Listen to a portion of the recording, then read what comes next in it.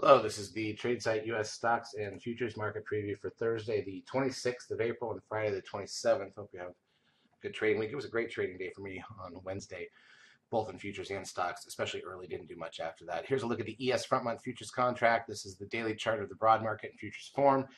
After dipping early, it was a flat day. We'll look at the intraday action in a minute. Let's go through the daily charts of the major indices.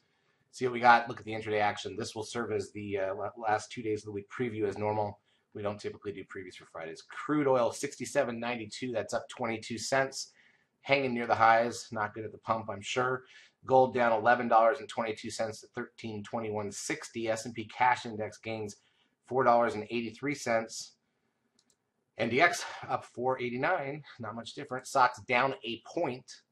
Nothing there, although, again, everything was lower early. Biotech's down a point. Also not, it was really, it's amazing that you make good money on a day like this, and then the prior day wasn't that interesting because the big move down was over lunch, right? So you really make the money when the move occurs in the first 2 hours or the last 2 hours when the volume's there and you expect it. NASDAQ, or the VIX was down 19 cents to 1783. The trend closes at 0.73. That puts the 10-day moving average at 0.87. Let's count back 1, 2, 3, 4, 5, 6, 7, 8, 9, 10. So it looks like about a 0.87 number drops off tomorrow. So a low number like this might actually put the 10-day moving average under 0.85. Remember, that's a sell signal. If not, the next day's number is higher. If we get a lower number than that, that'll really drive the moving average. NASDAQ volume, 2 billion shares at the close. Advanced decline ratio on the NASDAQ, negative 313. On the New York, negative 393. Google gains literally 35 cents. That's a blip on a $1,000 stock. Apple up 71 cents. Netflix down $1.26. We've got Amazon up literally 8 cents. Look at this, the pennies on some of these stocks that they're changed hands here. Tesla down $2.77. TLT, the 20-year bond ETF, down 79 cents. Goldman Sachs loses $3.26. That's new lows for the year since January 1st. New lows on Goldman Sachs. As go banks and biotechs. So goes the market. Here's a look at the ES front month futures contract. Let's look at this in 5-minute candle so you can see pretty open, kind of flat. It was really a small gap down. Then we shot lower and swept the lows of the prior day.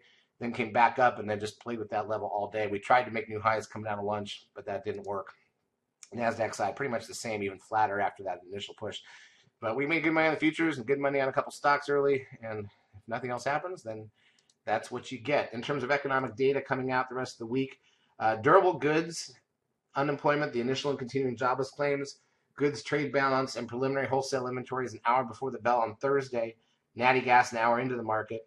Friday, advanced GDP. That's a big number. First look at GDP for the first quarter. Employment cost index. We've got a few earnings left today, Thursday after the bell, and then earnings season's pretty much over. And then revised University of Michigan sentiment after that.